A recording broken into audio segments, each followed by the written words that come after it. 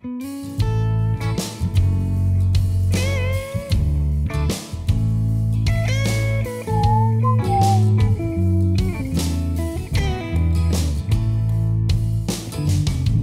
these Biloxi blues, it happens every night. And I ain't never met a riverboat dealer that could ever be a friend of mine. I haven't. Summer heat never treats me kind, it leaves trouble on my mind. So I'm bidding farewell, putting in my notice, and I'll see you at another time. Sing. This highway does not know my name, and I don't care. Nope. No, I don't care. Don't at all. Not even kinda. Heading my way for another place. And I got 3 good times right here to the hook. Come on with it. Just a white line gypsy getting out of Mississippi with just enough gas to get there. Low budget live, not so live, from the Low Budget Live Bar and Grill here in beautiful southern Middle Tennessee. And this is the podcast for Monday, October 16th, 2023. We're already halfway through this old month of October. The weather is changing here in Tennessee, from what I can tell, the 5 minutes that I've been here in the last few weeks. But hope you low-lifers are doing well out there. And if you're wondering why I'm insulting you by calling you a low-lifer, if this is your first time tuning into this show, well, that's what the listeners refer to themselves as, the low-lifers. It's a term of endearment around these parts, and we welcome one and all. So here we go. Here we go. As I said, I have not been home. I told you a couple weeks ago, man, I was coming in from MPFL, recorded a solo episode, and out again to Tampa. I told you last week that I went and saw some mud wrestling while I was in Tampa working. Told you to avoid that in Ybor City. That was my advice to you. Well, this week I can tell you that going NPFL in Wisconsin to Tampa, Florida, home for just a little bit, and then to Las Vegas for like a 36-hour turnaround, crazy whirlwind trip, and back home again. And then I got to go to Arkansas this week, that I am tired. That's my advice, ladies and gentlemen, is that when you go hard in the paint and you're 40 and you're out of shape, sometimes it just sucks, you know. And some people are like, man, Vegas. And I'm fortunate, right? I'm not complaining. I've been many times, but I'm like, yeah, Vegas. I'm in and out. I'm ready to get out of Las Vegas the second my damn feet hit the ground out there in Nevada most of the time. Cool city. It's fun. But, man, I've been so many times for work, it's just kind of lost its luster a long time ago. And it's deer season, and the fish are biting in Tennessee. I want to be here. I want to be here right now. So, whirlwind. I got a couple more trips to go before the year kind of closes out here. And trying to finish strong, as they say. Trying to, man, by this time every year, I'm like, come on. We got one more MPFL coming up on Lake Lanier I got to travel for. Like I said, I got to go to Arkansas for a couple days this week for some TH Marine business, and I got to go visit those folks at Express Boats and take the current X21 out there for a little refurb on a couple things, and then, yeah, see the good people at Express. But I'm tired. Told you last week as well, Hudson Lee Duncan is officially... Where's the applause button? He's officially 16. He's driving in and out of the driveway. It makes me sad. It also makes me feel really old, but it makes me, he's a good kid. He's a good kid. So all is well there. But again, happy birthday again to Hudson. We got to go to a John Mayer concert. We both love John Mayer. We actually took my dad as well to that. And on last Wednesday night, solo acoustic show, very cool, ballsy, I might say, too, to sell out an arena and play just with you and your guitar. It was kind of crazy, but it was really good. And then I had to fly out. My dad took Hudson back home, and I had to spend the night close to the airport because I had like a 5 a.m. flight to Vegas, like I said, but running on fumes, but it's all good. It's all good. I am blessed beyond belief. All right, let's get into the sponsors real quick, and then we are going to talk about a lot of things, and we have a great guest today that I'm looking forward to talking with. StarTron, kicking ethanol in the teeth.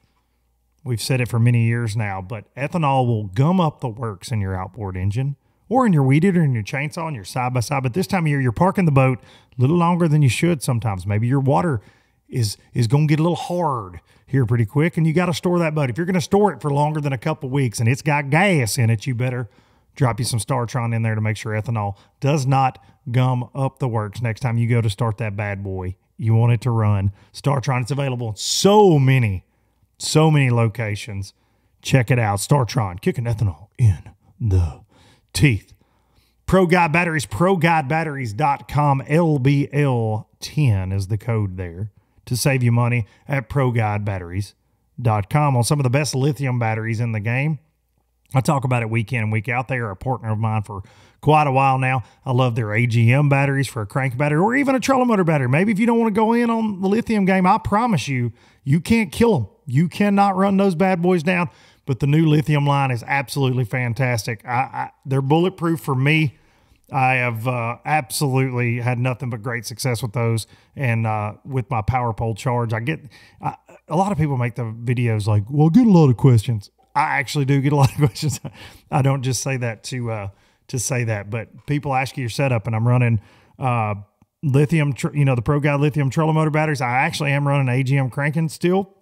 I do have one of their lithium cranking batteries I played with this year, but I got the AGM cranking battery in there, and I'm running a power pole charger, and I've had zero issues for the last couple of years with that setup, and I absolutely love it. So ProGuideBatteries.com, baitworks.com, bait-wrx.com. That's where you can find the one and only place that you can find the LOB Power Finesse Jig. Look at that right there. Finer than frog hair skirt material, 3-aught custom Trocar hook, and it's got the LBL logo on the dang package. That's may not be cool for anybody else, but it's really cool for me. But most importantly, that jig is an absolute fish catcher. And as things get kind of tough in this fall transition, a lot of parts of the country, I promise you, you tie that bad boy on like some 15, 17, 20-pound fluoro, get in some brush piles, skip some docks, some lay downs, bluff banks, whatever, channel swings, it gets a lot of bites, the LOB jig. But don't just sleep.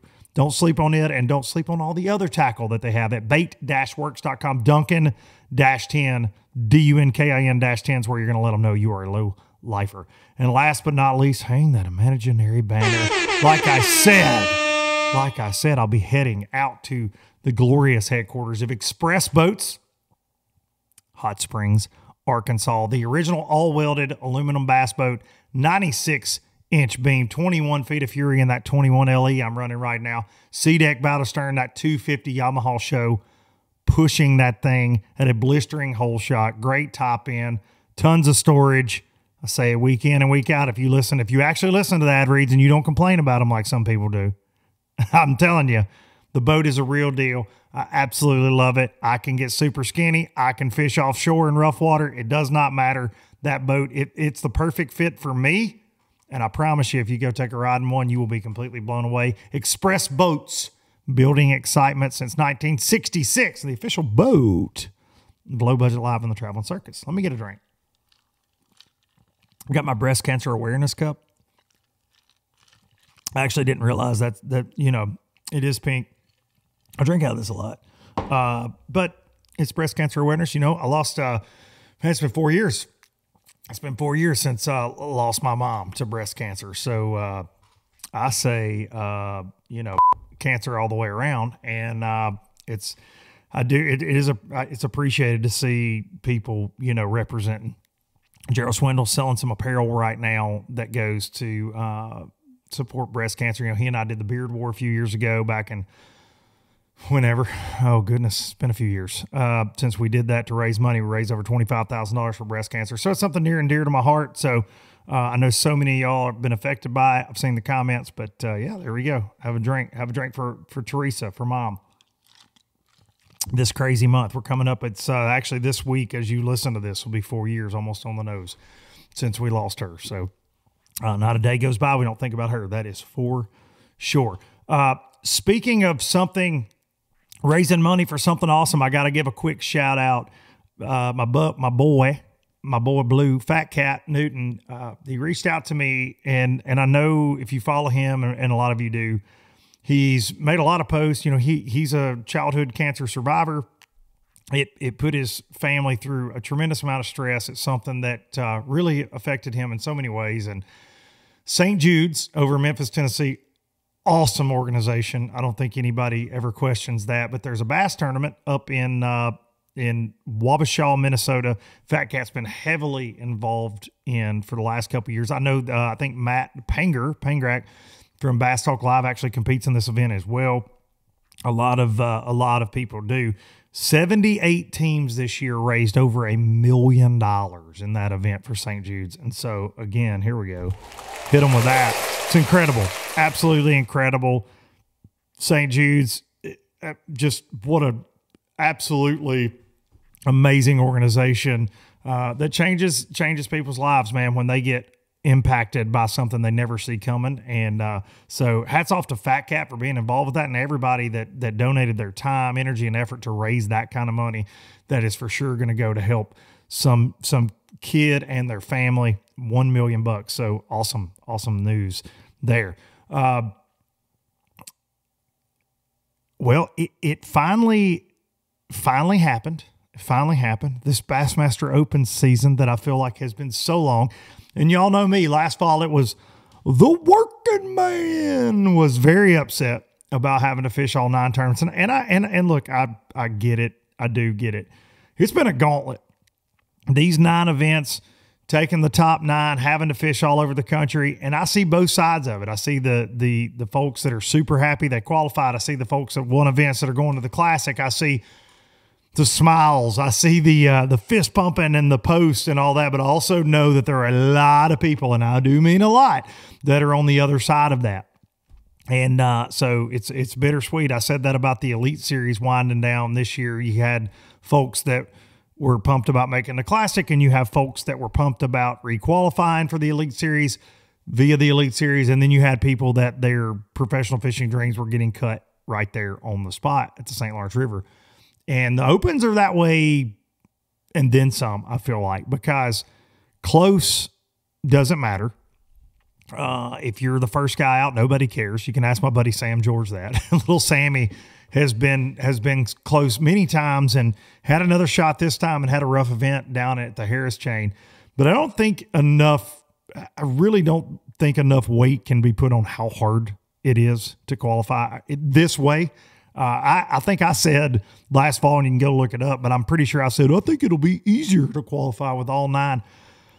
Man, I don't know. Dudes are going to catch them, and it's the same guys every single time. There were fluctuations after every event. You had moving and shaking, of course, but there were some guys. You've got JT Tompkins. Congrats to JT. JT's a fine young man. I know his dad, Timmy, very well. We fished the FLW Tour together as co-anglers and then as pros against each other, and JT has absolutely put in the damn work, to say the very least.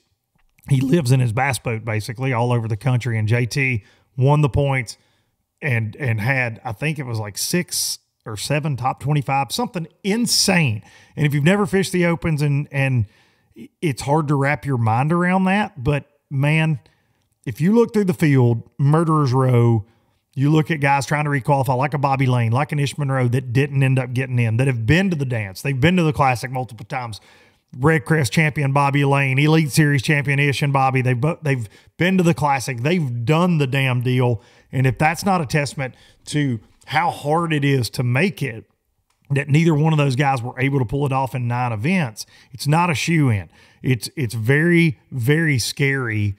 I call it bass fishing purgatory in a joking way, kind of, but it can become that. We've seen a lot of people get sucked up in those Opens, but you had so many guys from the former FLW Tour, Pro Circuit, mix it up in these Opens this year. The talent exponentially went through the roof. You had all the young guns coming out of nowhere. You had a guy like Ben Milliken who, listen, I've said it at the beginning of this year when he won at Toledo Bend. He finishes 2nd or 3rd, I believe 3rd, down there in Florida. He went through some drama on the last day, and he made it, man. And there were times he was way out of the cut this year. He fell out. He had some rough events. It was not a cakewalk. I mean, I think a lot of people expected him to kind of walk in, but he damn sure had to earn it. He definitely did.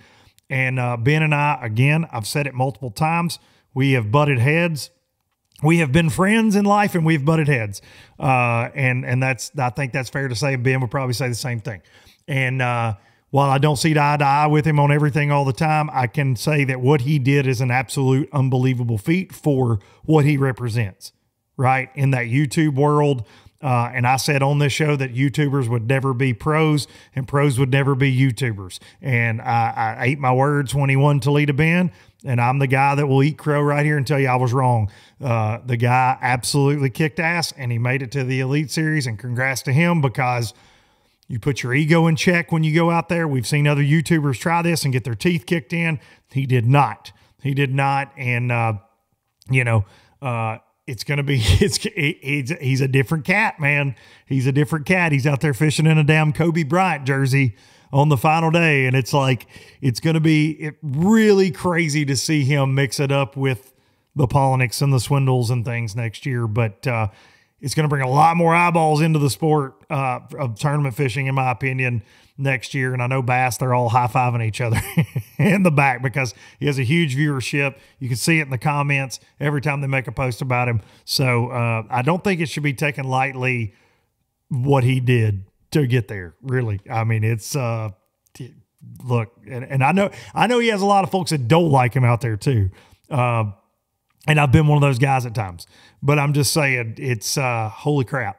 And to all these guys, look, John Garrett, he has been so close many times. He fished the Classic through college. John is a fantastic angler. He is seasoned. He's ready. And I think that's something you can say about all 9 of these guys. What they've gone through, they are ready to be there and mix it up. And I think that having these consistent finishes over 9 events shows that. Going to be a smaller field. It opens up the lakes. I do think these guys will come in and make noise next year, having made it the way they did. John Garrett, you got little Trey McKinney. Trey is like barely old enough to drive or something. I've known Trey since he was a young, he's still young, but a young buck. I've seen him at shows, met him through TH Marine. They sponsor him there. And Trey is obviously phenomenal with a rod and reel. He's had a ton of his success in the BFLs and things. He's a young kid with a great family support system. Finishes third. And I know people like to throw around, well, I don't know how they do it, and these young kids, live scope, blah, blah, blah, blah. The keyboard warrior kind of crap that you do see. And listen, dude, you finished third out of that group. You freaking earned it. So Trey McKinney, unbelievable year. Robert Gee, I believe Robert is I don't know Robert that well. He's a University of Tennessee, go Big Orange. But 4th place. Can't take that. I mean, incredible. Wesley Gore has kicked my teeth in multiple times in the Alabama Bass Trail. Wesley Gore is a fantastic angler and finishes in the top 5. Tyler Williams with a big win there at Watts Bar. Tyler, I'd love to have Tyler on the show. Going to try to do that at some point later this fall. Super intriguing guy to me. Just a Maine angler, making it incredible, man. Can't be taken lightly. Logan Parks, we already know the dude can fish. Obviously, Logan winning the $1 million there in the Bass Pro one and done Bass Pro $1 million tournament that never happened again. But he certainly, he's a dude that's put in a lot of work in the last few years. Successful at the college level, makes it through the Opens. Dude, not easy. Again, Ben Milliken, did my bit on Ben there. Absolutely phenomenal, huge storyline. And I mean, arguably one of the biggest storylines in pro fishing history in a very, very, very long time. Right there. And then Kyle Patrick rounding it out. I met Kyle a couple years ago. Don't know Kyle well, but met Kyle down at Smith Lake for a Bassmaster Open. Kyle winning there, Lake of the Ozarks, another guy. Definitely puts in his work. He was pretty close to making it last year, sniffed around all around it, got it done this year there in the final event. So congrats to him. But Bobby Lane, one of those guys that left PPT, just missing out on making it. But, man, listen, I think if you see these people in public, you better congratulate them. Drop them a message on social media. Drop them a comment. This is so unbelievably hard to do. Like, it just is. It's mind-blowing, the consistency over 9 events. And look at the schedule and where they went. This is definitely, I think this is the craziest incoming rookie class. I said that last year, but I really, this year, man, these guys, whew, they've earned it, and they've been after it for a while. So congrats to the Elite Series qualifiers, and it'll be interesting to see how many folks sign up next year for the Opens. I'm sure it'll be nuts again, but I think as far as all 9, because there were a lot of people, it's tough to win money. They don't pay a lot of spots, 40 places out of over 200 at each event. You really got to earn it, obviously. and rightfully so. But a lot of people spent a lot of money this year chasing that thing all over the country without a lot to show for it. And it's going to be, I'll be interested to see what that overall number is next year. You know, it probably won't be off much, but with the economy the way it is, and you know, people kind of getting a wake up call, right? Be very interesting. But they got a good schedule next year, and there'll be a whole new crop of them trying to get in to that Bassmaster Elite Series. And wowza, what a list! All right, I'm gonna take me a drink. The kids call it spilling the tea. Get my pinky up with my pink cup. All right. I don't like rumors on the show. I've never been a rumor guy. If I tell you something, I tell my kids this all the time. If I tell you it's going to be raining, you better get your damn umbrella when you walk outside, right? If I tell you something. If I'm wrong, I'll come back and tell you that, and you know that as well. All years doing this. On an airplane coming back from Vegas, my phone started blowing up. Text. Had that Wi-Fi on that Southwest. Phone starts going crazy. And there's a lot of buzz right now, and you're listening to this on a Monday, that apparently on Wednesday of this week, and that's the date everybody's throwing around, that's what I'm getting from a lot of people, and a lot of people within this organization. There's major changes and major fallout, major shakeup coming from MLF this week. And this is employees I've heard this from. This is anglers I've heard this from. I won't go into crazy detail about what I'm hearing, just in case, because you never know. But I'm hearing a lot of lost jobs. I'm hearing major shakeup even on, on-air talent. I'm hearing organizationally. I'm hearing just one person told me, just get ready. It's going to be a lot of changes. Another quote that I got was, it's unraveling. Now, I hope that's not the case. I don't know what any of this means. I know that I heard some things last year about some of the things that could be happening, but something's going on. Where there's smoke, there's fire, and some of the people that I'm near and dear to reached out to me because people are needing jobs, asking if I knew where they could end up in life, and I hate that. I've experienced that in my own real job multiple times, and it sucks to hear that kind of stuff. The economy is tightening up. I don't know what's going on, but I'm hearing a lot of changes, and I don't know if that's job cuts. I don't know. I've heard a lot of things that I won't say on here for fear of their just kind of rumor mill stuff about more tournament changes and things like that. I will say this, from what some of the anglers are hearing that I'm friends with, they're not happy. Another year, more changes. I don't know. I hope for the people that I care about within that organization, and I've checked on them. And they're good for now. The ones that I've talked with, that I've checked on, that I'm near and dear to my heart. And so here we go. Where's it? I don't have a drum roll. Look at this. This is dramatic.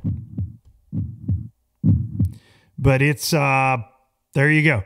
There you go. I'm sure that'll be everywhere this week, but maybe, unless something changes, but that's what I'm hearing. That's what I'm hearing. And it's like I said, from unraveling to lots of changes to a lot of people losing their jobs. I'm hearing that kind of thing. I've heard more than a dozen people. Yeah, I don't know. I don't know what the hell's going on, but I'm hearing big shakeup talk, and we report the bass fishing news here. And so hell, next week's episode, we might have a lot to talk about. Have another drink. All right. We're going to get into this. I've got this young man is, he has a very intriguing story in recent months. And he is, I think a lot of people were pulling for him in the college bracket event. And he was able to win that. And he was able to punch his ticket to the Bassmaster Classic. But what he was able to do before that was overcome really just something I can't even fathom. And that's a crazy health scare just months ago. And so we're going to talk to this young man. The second I wanted to have him on, because I don't give enough love to the college anglers, in my opinion, on this show, and other people's opinion, but I don't. And this young man absolutely earned his trip to the Bassmaster Classic just by showing up, to be honest. But then to be able to put in the work and win that bracket tournament, which is super stressful. You got a camera in the boat, the whole nine, great competition. But we're going to get him on the phone right now. He's actually driving back from an event. We've been trying to get this thing scheduled, and he is headed back. But ladies and gentlemen, Easton Fothergill. We're going to talk to him right now.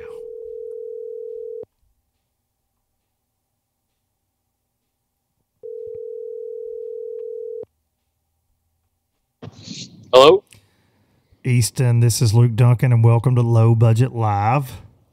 Hey, how's it going? It's going pretty good, man. The not so live variety.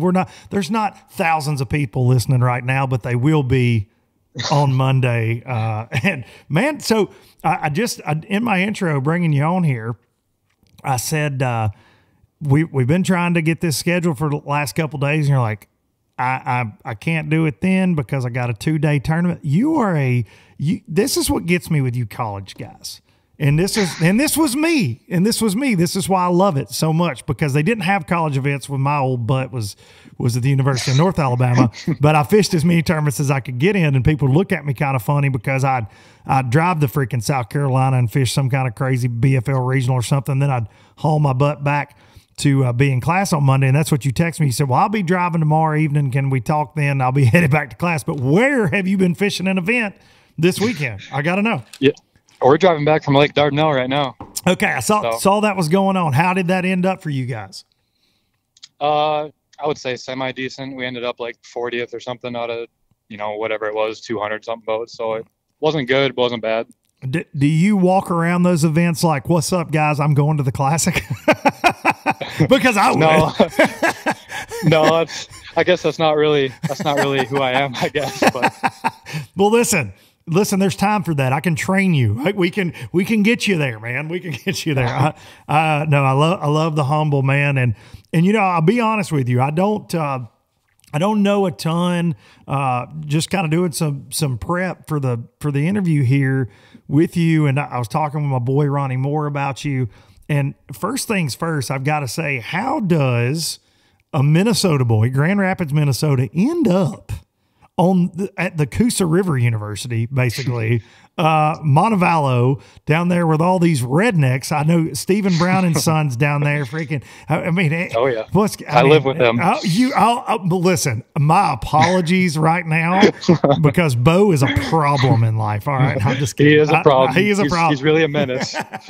No, I'm a Bo Browning fan, and he knows it, and I'm a Stephen Browning fan. But so how does a young man from Minnesota? I mean, I know it's a bass fishing school, but how do you wind up there? Yeah, so two things. Number one, I hate ice fishing. I can't stand it. Yes. It's a man after my own heart. Yeah. Yeah, and two, I guess I just wanted to learn southern fishing because I knew if I had any desire to ever fish the Elite Series, I'd have to be versatile and, everything all over the country. So I knew I had to expand my territories, I guess you could say. So that's smart, man. It's very smart. And it's I had a Luis Fernandez who won our most recent MPFL on last week, and he's a West Coast guy.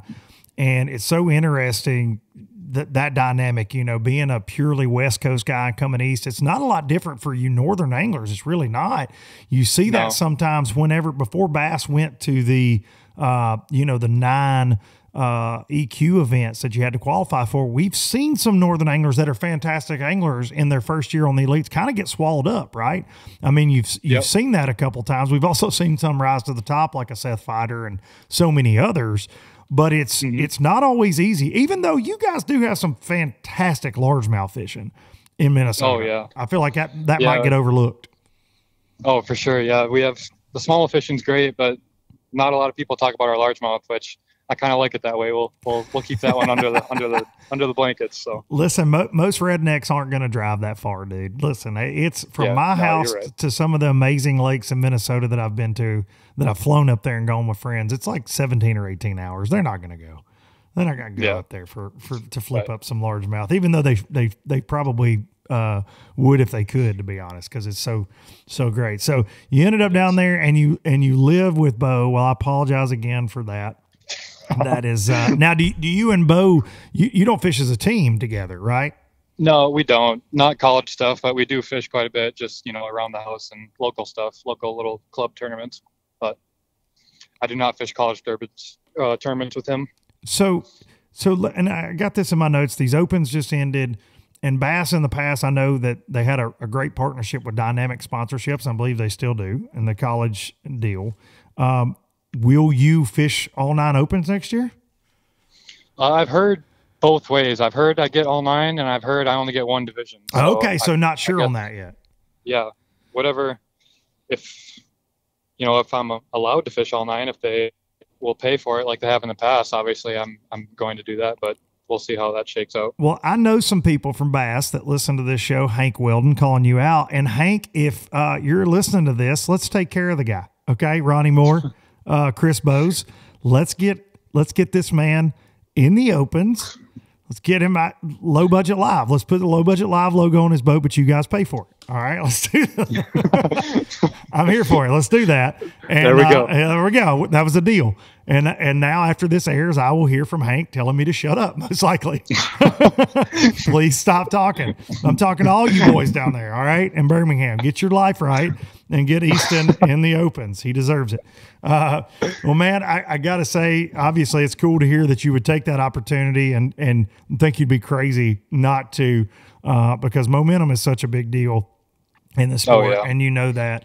But I've never got to interview on here, and I apologize to all the former champs, and I know several former champs, from the first one ever to Andrew Upshaw that got to go, to Jordan and Matt Lee, good friends of mine, and over the years. But I've never got John Garrett. It's another good one. But walk us through what it feels like, man, because I think about me being an old 40-year-old, and I know people that are 60 and 70 that have fished tournaments their whole lives that have never made the Classic, that have attempted, that it's such a lifelong dream for so many. And talk about what it feels like to have that already coming your way in Tulsa next year. Yeah, so I guess going back to our freshman year, my partner Nick Dumpke and I, we kind of set our goal to win Team of the Year. That was kind of our main goal going into college fishing. You want to get to the bracket, but that kind of seemed a little bit far-fetched to me, at least. So our main goal was Team of the Year. We worked really hard at it, and I guess our junior year of fishing is when we were finally able to achieve that, which was super crazy to me. Like, I didn't even think that, was in my wheelhouse or in my realm, but able to do that. And then, we're in the bracket. That was crazy to me. I'm fishing against 8 anglers for a spot at the Bassmaster Classic. That was completely wild to me. And then to win that's, I couldn't even, wrap my mind around how special that was. And it still hasn't set in yet that I'm able to fish the Classic. I don't think it will till I'm out there practicing and, there, just experiencing all those great things. It's crazy. I still can't believe it. And you look up and there's Patrick Walters and Kyle Welcher, some of these no-name guys just running around.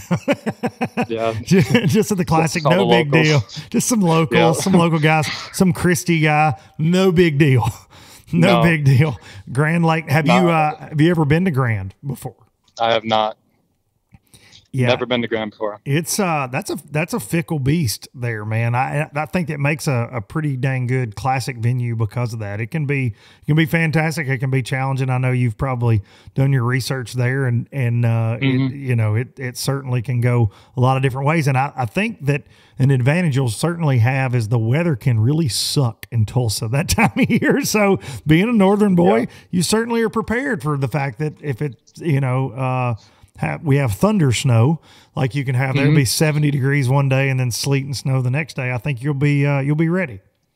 Yeah, I was thinking about that, looking at some of the past weather at past tournaments there, and I want it as cold as can possibly get. That would be best suit for me, I think. Yeah, that Being a would. northern boy. Yeah, man, you got that ice in your veins for sure. Being a Minnesota guy, I was there in the classic that I believe it was the Cliff Pace Classic, and I was working for TH Marine there in the service yard. And I'll never forget, like 2 days before, we were working on something on Chris Lane's boat, and it was snowing so hard in the service yard that you could barely see. You damn sure couldn't feel your hands at all to work on anything. And I was like, why are we doing this? Why is this life? And the only one that was ever worse, though, was the Greenville Classic, when everybody's boats like froze to their trailers. And the Casey Ashley Classic, like nobody, that one was, it was so unbelievably cold there. It was hard to wrap your mind around. I hope they're going a little later in March. I hope they dodge it, but Tulsa's just a wild place weather-wise at times.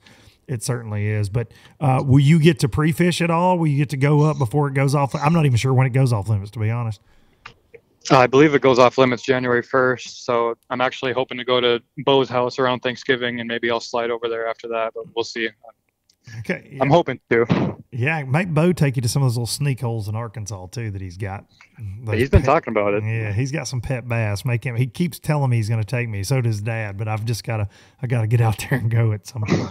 That's for sure, man. But, well, maybe you'll get to go out there and check it out. And, dude, I think for a guy like you that wants to pursue this, as you said, you're making decisions about your future, which is, I think that's so different than it's so not necessarily different, but it's cool that bass fishing has become that. Like your life is designed around or scheduled around, so to speak, bass fishing, like other sports.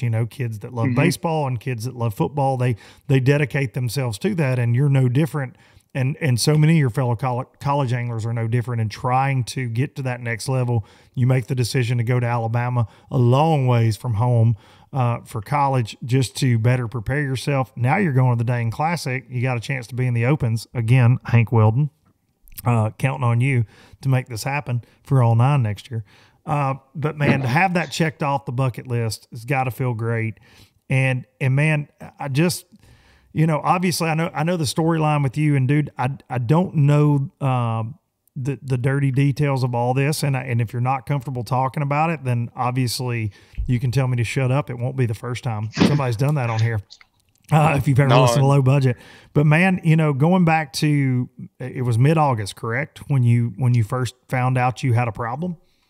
Yeah, mid to late August. And we're talking this, October is when this young man wins the classic bracket. But in mid-August, kind of walk us through, the low lifers listeners, what happened exactly. Yeah, so we were at the Bassmaster National Championship on Pickwick Lake. I believe it was like August 25th or something like that, and it was during practice. I believe it was after day 2 of practice. We got back to the hotel, and I was getting ready for bed, and I just had this slight headache, and I get headaches all the time, so I'm like, whatever, I just didn't drink enough today. So got up the next morning and drank a whole bunch of water trying to get it to go away, and it just would not go away. And then by 9 or 10 o'clock that morning, it was just some of the worst pain I've ever felt in my life. And I'm trying to graph ledges out there, just kind of in so much pain. Actually passed out a couple times. Oh my God. And yeah, one of the times I woke up, one of my teammates just happened to be in front of me, and he had some ibuprofen for me. So I took that, and it made me feel better. It made the inflammation in my brain go down, and I was able to get through the whole week with ibuprofen. So that worked out. And then, but you had no clue though at that tournament that you had inflammation, right? Basically, I mean, you didn't know what the actual issue was. I was just thinking it was a migraine. I get migraines all the time, but looking back, I should have known, because this was much more extreme than any migraine I've had, the pain wise. So, but I was just thinking it was a migraine. Ended up going back to school. I moved into school the week after that tournament, and got moved in, and the pain was just not getting better. So I went into the local clinic, and they just gave me a steroid shot and they told me to take Benadryl and just go to bed and sleep it off, and it should be better by morning. And after those shots that afternoon, I actually felt really good. Went out to eat and just lived normal life. And then I went to bed and woke up the next morning and it was right back to where it was, just terrible pain.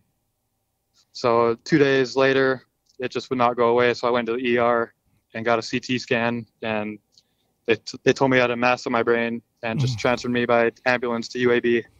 And then they sent me into emergency surgery soon after. So definitely a wild turn of events there. So you go from, now listen, not to make light of anything here, obviously, Pickwick has given me a headache, right? Multiple times. I grew up there, right? Like it has caused me a lot of pain and agony in my life. But to go from, dude, you're just like, oh, I got a headache. You pop some ibuprofen, you finish the event, to emergency surgery. I mean, man, like I've got chills listening to you tell that, man. I don't, and you're so far from your family. You're down at college. Your family had to be like absolutely terrified, and I'm sure you were not very calm. You sound like a cool, calm, and collected guy, but in that moment, man, being rushed to UAB, I mean, my goodness, and they immediately went to work. Yeah, I got in there at like midnight, and at like 3 a.m, they sent me in for an MRI. And as soon as I got back for the MRI, they're like, "Yeah, you're going to surgery right now." Oh my gosh, man. Now, did your family have time to get, I mean, obviously they probably didn't, right? Have time to get down there?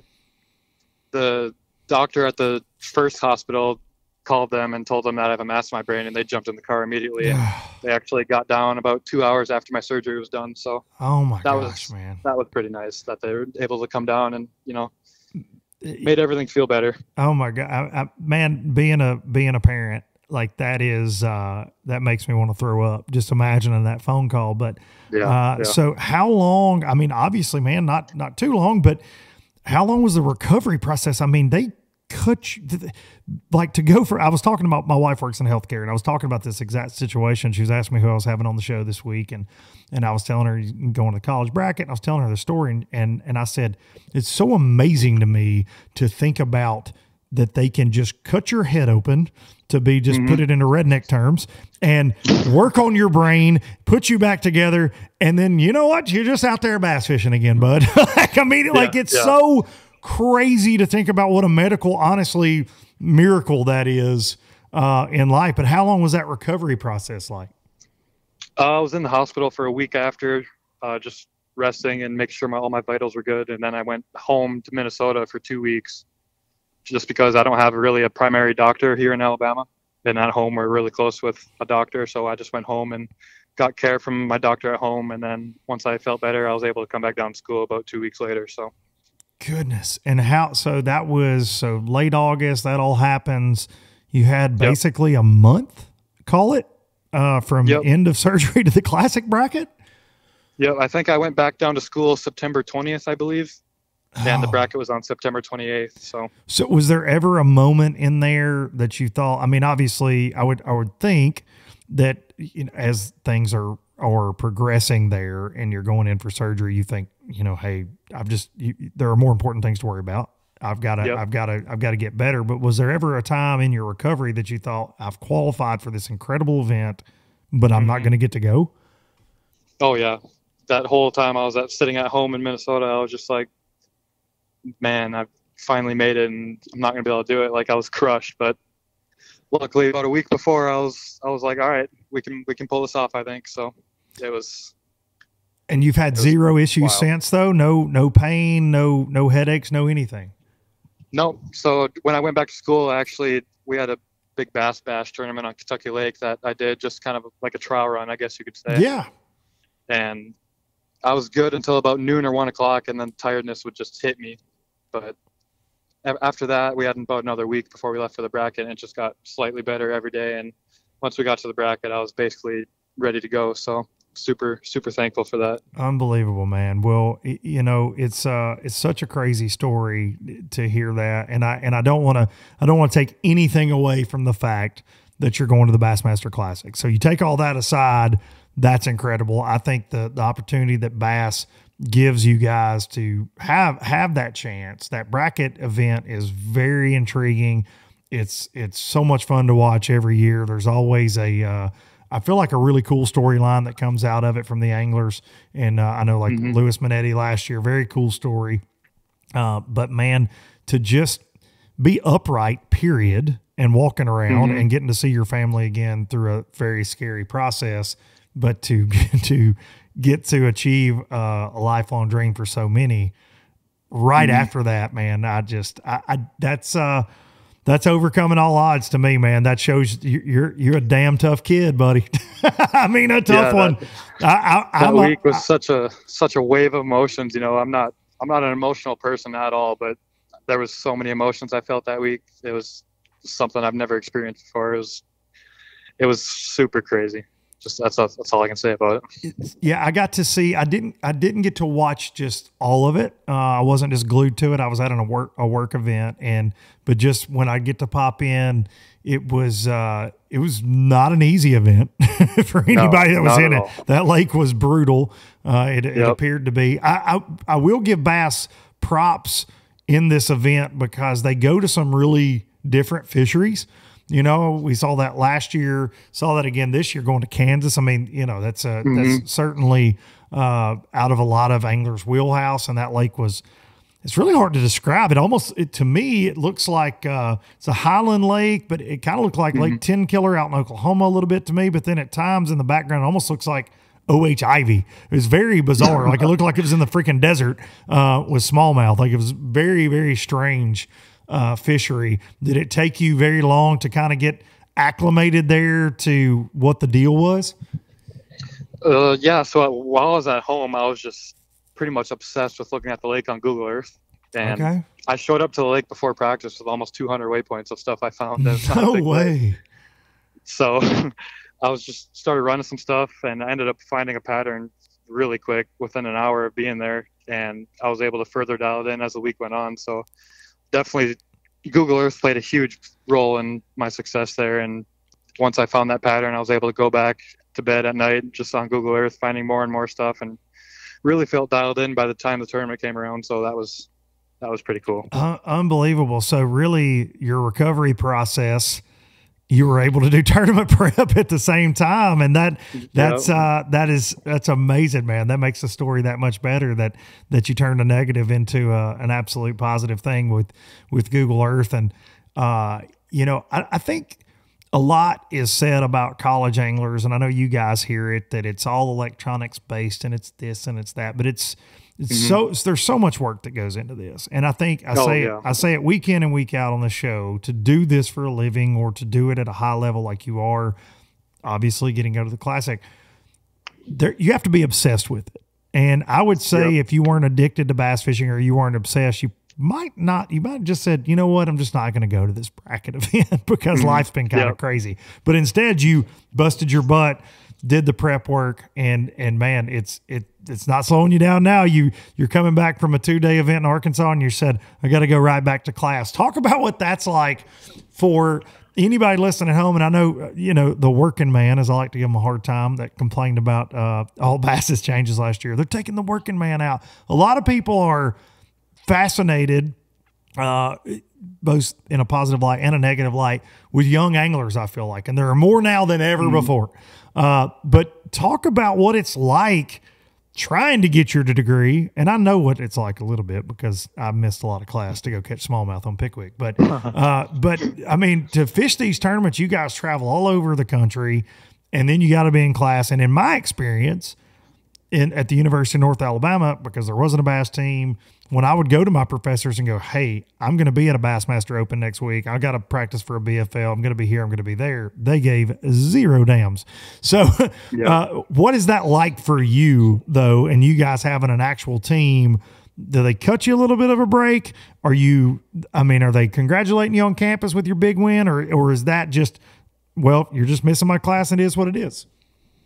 Yeah, so with our team, we have an advisor that works really closely with our team, which we're all super thankful for. Yeah. And then along with that, you know, our professors are kind of forced to, in a way, to work with us, I guess. Yeah, I like that. But no, they're all super, super willing to work with us as long as we don't waste their time on our end, I guess. But yeah, I have a lot of people ask me all the time, just how do you do it? And I guess the answer is we really don't sleep when we're on the road. It's, we're on the water dark to dark. And then after that, you got at times up to 2, sometimes 3 hours of homework after that. So we really don't sleep when we're on the road. It's a grind for sure. It's 5-hour energies, 5-hour energies and Red Bulls and running on 20-year-old fumes, man. And I get it, because it's, it's so stressful. Cause I remember I started fishing the opens, when I was 19,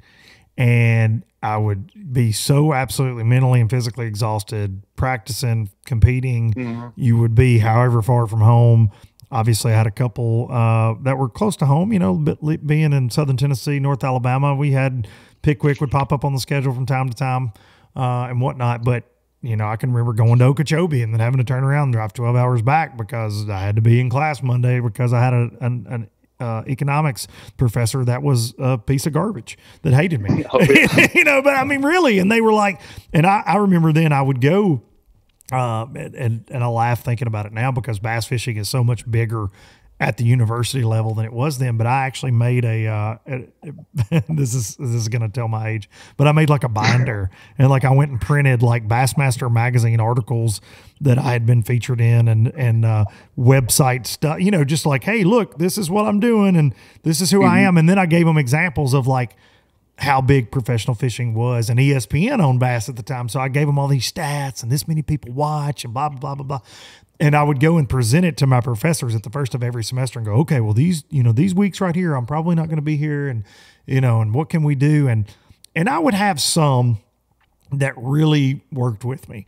And then I had a few that I actually had a statistics teacher. Shout out to Dr. Williams at UNA. I think he got fired not long after this, to be honest. But he would not give me makeups. He said, that's fine. That's cool. You're doing that. Good for you. But I'm here to teach. And if you miss one of my exams, you can't make it up. And I'm like, no way, no how. Nope, absolutely not. And my final, I'll never forget, I missed 2 of his 4 exams. He gave 3 and then the final. And my final was like 50% of my grade. And I bombed because once he told me that, I got pissed and I just quit going to class all the way around because fish were biting. So any kids listening out there, Easton, don't listen to me. You're obviously a more successful college angler than I was. But that being said, I just quit going and I bombed his class. But the one of the coolest things, though, this was amazing. I got to know the dean loved bass fishing. Of all of UNA, the dean loved bass fishing. And I met him one day, I swear, at a boat ramp on Wilson Lake. And we're talking, and I'm a student at UNA, sees the sticker, the decal on my truck. And I had a guy giving me a hard time, and I'm not going to say that I got him, he had a little talking to from the dean. But it happened, buddy. But it happened. Shout out, doctor. I won't even say his name. Oh, man.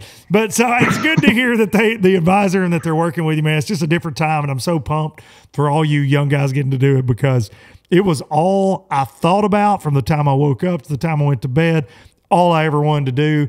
And I love that these tournament trails have the level for you guys to get in there and compete. And dude, it's not easy, right? I mean, there are a lot of stone cold killers that fish at that collegiate level. Yeah, I would say the collegiate level is definitely, I guess, I don't know what the word is, but the competition is insanely stout. There's so many kids just like me that are 100% driven to compete and have success. So there's a lot of kids out there that are working extremely hard to be successful, and it's definitely super competitive for sure. Well, and we're seeing it too in the industry. You don't just have to be a bass pro. A lot of college tournament vets, they graduate and they get jobs in the industry. Mm-hmm. We're seeing that they're placed all over the place within the industry at different companies. It's great to see. We're seeing them compete at the Elite Series level over at BPT. You're seeing this start to happen more and more. I think about guys like a Justin Atkins and a Shane LaHue and Brandon Cobbs of the world. There's Jake Whitakers. There's so many, and I'm leaving some out, and they'll get mad at me if they listen. But there are just so many. Patrick Walters was maybe the most dominant college angler ever.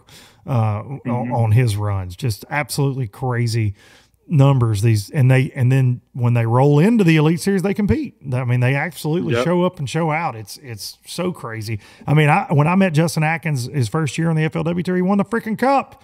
I mean, he came in, he's like, oh, I just left college and now I'm here and now I'm winning. I mean, it was just so nuts, but that competition is so stout in those events. You guys fishing for team of the year and all this, is it like, because I'm an SEC sports nut, go Big Orange, love me some Tennessee football, super competitive, but do y'all like trash talk each other from other schools? Like, do you see somebody from Bethel and you're like, your boat's stupid? I mean, do you guys, come on, there's none of that? Come on. Bo Browning does some of that, right? Come on, Bo does it. Bo does a little bit.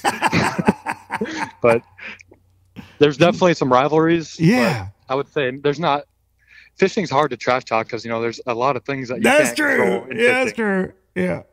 So I think if you're trash talking fishing, you're just dumb, because it's not like basketball where I love it. Where you're 100% like in control of everything. Yeah, so. that's true. That's true. You never know what could happen. That's kind of my take on it. Yeah. I just didn't know if that went on, because you got a lot of, as my dad would always say, piss and vinegar when you're in your 20s. You got the testosterone's flowing. You roll up and you're like, damn, there's an Auburn guy. I freaking War Eagle my ass. I can't stand this.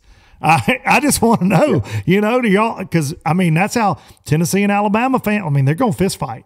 The schools get out there and get rowdy. But I like your take on that, Easton, that you're like, you can't control all the variables, so I'm just not going to run my mouth. It's probably a wise choice. Yeah, that's my take. But there's definitely rivalries. Us, Auburn that's definitely our biggest rivalry, and they have tons of great anglers just like we do. And I would say they're our biggest competitors, and we respect all of their anglers. But there's definitely sometimes a grudge. I would say there's not really trash talking, but you get what I mean. But you like to get over the hump, like, right? I mean, if you guys all finish ahead of them in a tournament, you're like, heck yeah, you're fist pumping a little bit over that for sure. I totally get it. And it's, Auburn certainly, perennial favorites in college fishing. It feels like with all the folks they've sent to the Classic, you got Bethel in the mix there as well. And Montevallo just really in the last few years, I feel like I see that name everywhere. I mean, it's awesome to see. Yeah, there's definitely a couple of different teams that just pretty much run the show these days, and just some of the anglers that they're pumping out, it's incredible. Like the latest, John Garrett just made the Elite Series from Bethel. Watching him in college when I was in high school he's definitely one of my idols in the college scene, and how he's kind of just climbed the ranks, and it's definitely super cool to see. No doubt about it. I actually texted Johnny today. I got to know him fishing the opens around him, and after he made that Classic that time, and man, he puts in the work. And I think that I said actually before I had you on the phone, I was talking about all the elite qualifiers, the EQs. They're all ready. I feel like, obviously, that 9-event season, and most of them have fished the opens for a while, and they've had their teeth kicked in, and they've had some success. And this year, to be in the top 5 though in those points, like a JT Tompkins, like a John Garrett, Trey McKinney, it's not easy, man. It's just not easy. And I think they're ready. I saw a stat today, I think, that JT had like 6 top 20s. Yeah, I said that a little early. I thought it was 6 or 7, something like that, top 20s. Absolutely. I can't wrap my mind around that. I can't wrap my mind around that. That's a different kind of momentum there. It really is. And JT, he's been after it for, 2 or 3 years now. Really hard. I don't think he sleeps. I don't think he goes home. He just kind of sleeps in his bass boat. He is always on the water. Yeah. Like every day. Yep. He definitely puts the work in for sure. And he's got a great support system with his family, and he's able to do it. And it's great to see, because obviously if we don't have anglers like yourself and like a JT Tompkins and Trey McKinney's and John Garrett's, the sport doesn't keep growing, right? We need, you got really old people like Gerald Swindle, like he's old as dirt, right? Like he's so old. And he's like their granddad, basically, the Elite Series now. And you got guys like him. So it's got to be a balance. Easton, it's got to be a balance. So it's good to see. It's refreshing. Yeah, for sure. You don't have to worry, but you can laugh at that. You don't have to worry about him hearing that. He doesn't listen to his friends Luke's podcast anyways. But it is good to see. And really, when I think about it, deep down, it's hard to imagine that it's as big as it is now at the college and high school ranks. How did it go for you high school wise? Was Minnesota high school fishing as big as it is down south? Because I mean, they have ridiculous numbers of boats and Alabama high school events, I feel like, and Tennessee and, Arkansas, Texas. Is Minnesota, they got a pretty good high school contingency going now? Yeah, I would say our freshman year in high school is when things really got kicked off. So they started a trail called the SATT, Student Angler Tournament Trail, which was about 200 to 250 boats. So I definitely got my taste of big time tournaments when I was in high school. Awesome. So, but yeah, it's definitely in college is when I really started getting my teeth kicked in, and when I really started learning a lot on these southern lakes. And it was definitely an eye-opening experience for I would say my freshman and part of my sophomore year before I really started getting confidence, I guess you could say, on the southern fisheries. What would you say is the biggest difference between a northern fishery and a southern fishery right there around the Birmingham area? I would say shad, honestly. We don't have shad in Minnesota, and I think that really changes things. And also in Minnesota, it's, I would say, a lot more spot orientated. Like you can have one school and just go there and they fire and you win the tournament. And I would say southern fisheries, most of the time, it's a pattern that you're running all over the lake. Interesting. I would say that's the biggest difference. Okay. And also 500 boats on like a Tuesday. Right. Yeah, I mean, you go to Lay Lake and Beeswax on a Wednesday, it's packed to the brim. Yeah, I was going to say, a little different. I couldn't believe that when I first got down here. Yeah, a little different on the Coosa River. Those boys like to beat the brakes off the bass on a daily basis down there. When I first got down here, I'm just like, how is a bass living here? And sure enough, I start fishing around, I catch one, and I'm just like, gosh, how many baits has this dude seen today? No doubt. And it's really a testament, though, and I always say this, and people laugh at me, but I think it's a testament to how great the fisheries actually are and how healthy they are, because they take a beating and they keep kicking them out. My little brother today has been texting me while I've been working around the house. Shame on him, but he's been on Wilson Lake, and Wilson's 35 minutes from my house, home lake, but 15, 16 miles dam to dam. It gets and I'm sure you've been on it, but the amount of pressure it gets is just ungodly. Like, it's ridiculous. And he's just sending me pictures of 5 and 6 pound smallmouth today. He had like the day of his life. And I'm like, and it's below the dam where a million other people have fished this week. And I'm like, how do you even get a bite? And we've done it our whole life. Like, I mean, I get it. I know how it happens at times. You have these special moments, but it's like, they know the serial number on my trolling motor prop at this point. It's incredible. But that's interesting, though, going back to your statement about the shad. That's something I don't guess I've ever really thought about. That's a major difference. Yeah, like we fish. Look, I'm not too far from La Crosse. I'm about 5 hours north of La Crosse. I'm sorry. I always struggled there. I'm sorry. No, I hate La Crosse. But I've come to the conclusion that I just didn't know how to fish shad lakes now, and I haven't fished a tournament out there since being down south, and I'm really, really excited to go back there here, hopefully soon, and just see if my southern fishing knowledge will help there, which I think it will. So yeah, I'm really excited to go back there. Well, and having that river experience now that you do on the Coosa River. I mean, exactly. The Mississippi is certainly a different animal up there, but current fish are current fish. I feel like, most places in the country. My river experience helped me absolutely none the time I went there, as evidenced by my 100 and whatever place finish that I had at La Crosse, and tore up everything I had twice that week. And in an FLW Tour event back there that you guys listening don't have to look up. I'll just tell you it sucked. You don't have to look up any details on that. I forget who even won it because I don't care. I don't like it. Whoever figured it out that week, because it was super sketchy. I've never been stuck that much in my life anywhere. Oh yeah. And I don't mind getting stuck. I fish in the dirt, so I have an express now in life. But I had a Ranger at the time, and I spent more time in my boxers in the water trying to move that big sucker off of sandbars all week. I'm like screaming to the heavens, like, why do people bass fish here? Why? The entire week, dude. It was so bad. Everything about it was there. And dude, it's loaded. It's got them. But oh my gosh, I've never been. And mentally, how that goes when you have equipment issues, either self-inflicted or not, it can really mentally take a toll on you. And I spent a long week up there. We had terrible weather, and hats off to the guys that figured it out that week. But I mean, I can remember just idling like, I've still got another mile to go before I found like a half a foot of water. I'm just chewing props. Like it was such a crazy week. Now that's why I always say before somebody comments and says, how could you hate La Crosse? That's why I say I hate La Crosse. I actually don't. It's a lovely town. You have a great area. Don't send me bad comments. Don't send stuff to my house. All you Lacrossians, I don't know what they are, but, so you're not far from there. What's your home lake in Minnesota? No. My home lake that people would know, I guess, is Mille Lacs. Okay. I'm an hour north of Mille Lacs, so. Oh, you are up there then. You're up there. Oh, yeah.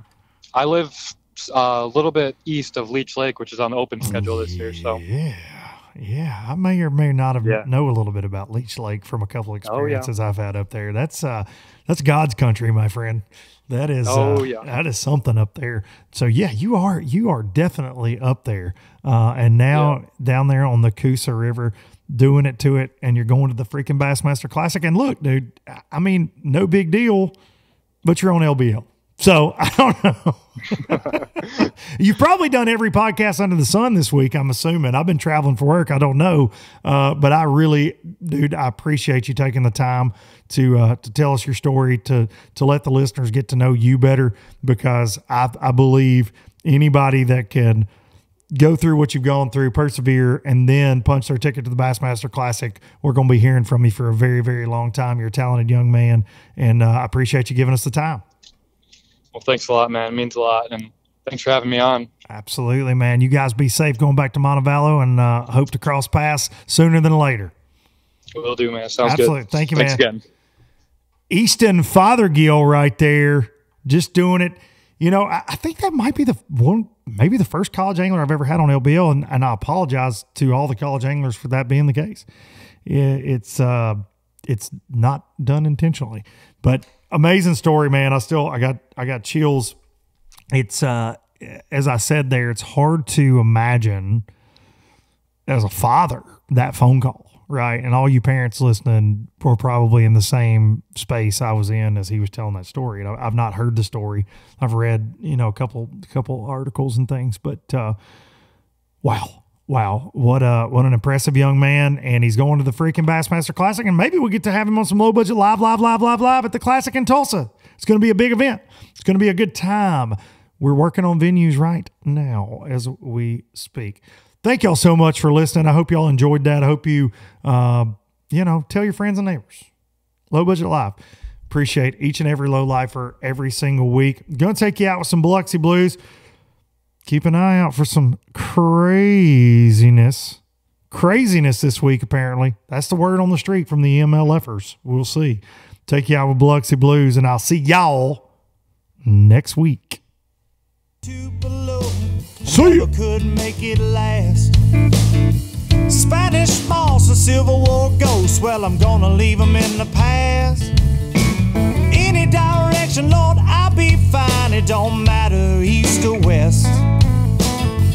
North, south, wherever the wind blows, I'm leaving those burdens at rest. This highway, it does not know my name, and I don't care, no, I don't care. Heading my way for another place, and I got 3 good tires and a spare. Just a white line gypsy getting out of Mississippi with just enough gas to get there.